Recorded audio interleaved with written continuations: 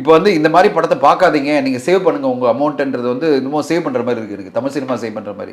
நீங்கள் ஒன்றும் Tamil cinema save பண்ணல. இப்போ கலெக்ஷனை பாதிக்கிறதுனால தான் நீங்கள் தமிழ் சினிமா பாதிக்கிறீங்க. நீங்கள் தமிழ் சினிமா எப்போ சேவ் பண்ணுவீங்கன்னா எதுவுமே பேசாமல் இருந்தா.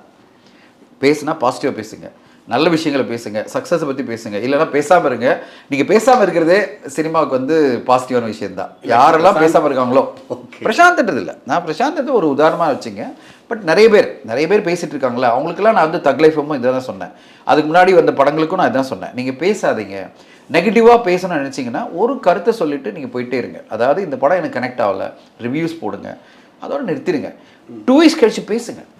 இப்போ யார் அனலைசிங் அ ஃபிலிம், 2 வீக்ஸ் அந்த படத்தினுடைய ரன் ஆல்மோஸ்ட் முடிஞ்சிடுச்சு, 95% கலெக்ஷன் வந்த பிறகு பேசுங்க. இருக்கிற யூடியூப் சேனலில் பேசுங்க, இல்லை உங்களோட யூடியூப் சேனலில் பேசுங்க, இல்லை வந்து பாட்காஸ்ட் பண்ணுங்கள், ஏதாவது பண்ணுங்கள். ஏன்னா படம் ரெலவெண்ட்டாக தான் இருக்கும். ஒரு 4 வாரத்துக்கு மக்கள் மத்தியில் மைண்ட் செட்டில் டாப் ஆஃப் மைண்டாக தான் இருக்கும். இப்போ பேசினாலும் அது ரெலவெண்ட் தான், 4 வாரம் கழிச்சு பேசினாலும் ரெலவெண்ட் தான்.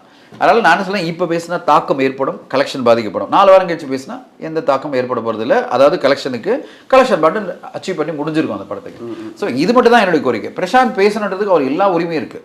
அதாவது வை கூலி ஃபெயில்டுன்ற பேசுறதுக்கு அவருடைய பாயிண்ட் ஆஃப் வியூ சொல்கிறதுக்கு எல்லா உரிமையும் இருக்குது. எப்போ சொல்லணுன்றது தான் என்னுடைய பாயிண்ட். ஓகே, அவர் சொல்கிறதுக்கு நான் தடுக்கவே இல்லை.